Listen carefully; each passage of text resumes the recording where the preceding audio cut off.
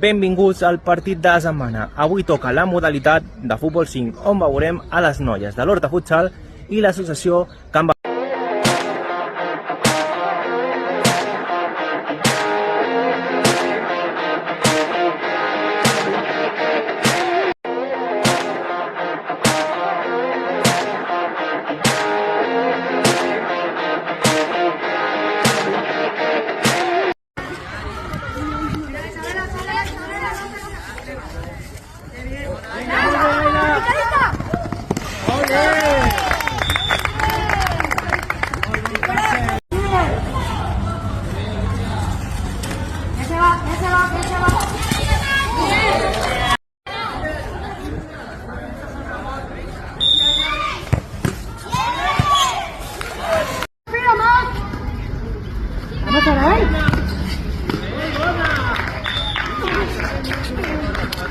La Marina.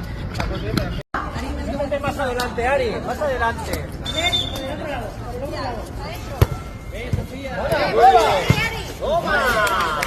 Doncs ha estat difícil el partit, ens ha costat una mica en defensa, però jo crec que hem jugat molt bé, hem aguantat y yo creo que el Trafi también ha jugado muy bien.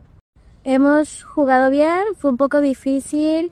Lo que pasó fue que el equipo como que no conseguíamos en hacer los pases, las otras jugadoras protegían más y lo han hecho muy bien, la del otro equipo. Nosotros como que hemos intentado pero no pudimos, pero se nos hizo difícil, pero bueno.